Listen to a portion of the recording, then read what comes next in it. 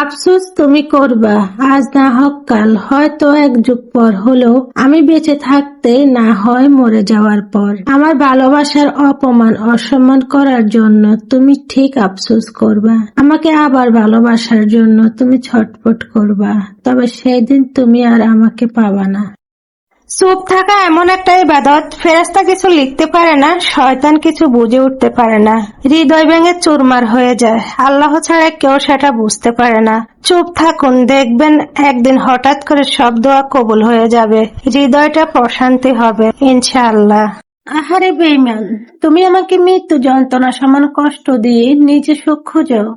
মনে রেখো, অপরাধ করে কেউ কখনো আল্লাহর কাছ থেকে মুক্তি পায়নি। তিনি হলেন ন্যায় বিচারক, দেরিতে হলেও সময় মতো ন্যায় বিচারই করেন।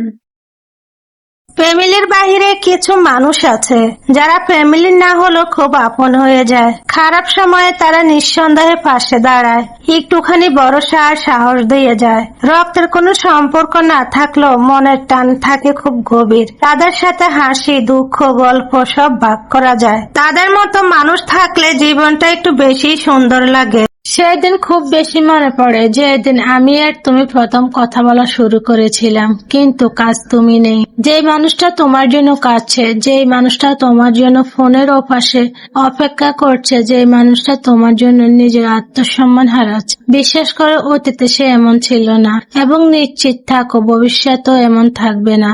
যে মানুষটা তোমার জন্য কাঁদছে তার অতীত খুঁজে দেখবে, অনেক বড় বড় কষ্ট সে কখনো কাঁদেনি। যে মানুষটা তোমার সাথে একটুখানি কথা বলার জন্য ফোনের ওপাশে ঘন্টার পর ঘন্টা অপেক্ষা করছে, খোঁজ নিয়ে দেখো অতীতে সে কখনো কারো অপেক্ষায় থাকেনি, বরং তার সাথে কথা বলার জন্য অনেকেই সুযোগ খুঁজেছে।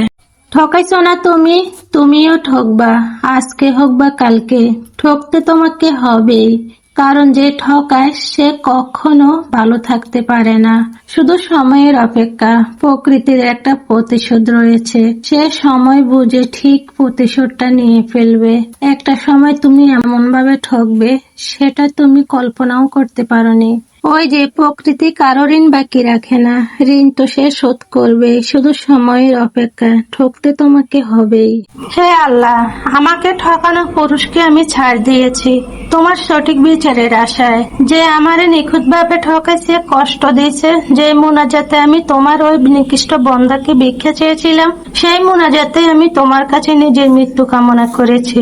তুমি আমাকে ধৈর্য দিয়েছো, কিন্তু আমি চাই আমাকে যেভাবে ঠকাইছে তার যন্ত্রণাও সে পাক, হয়তো বিয়ের আগে নয়তো বিয়ের পরে। আমি ধীরে ধীরে বদলে গেছি, কিন্তু কেউ খেয়াল করেনি, কারণ আমি চুপচাপ ভেঙে পড়েছিলাম।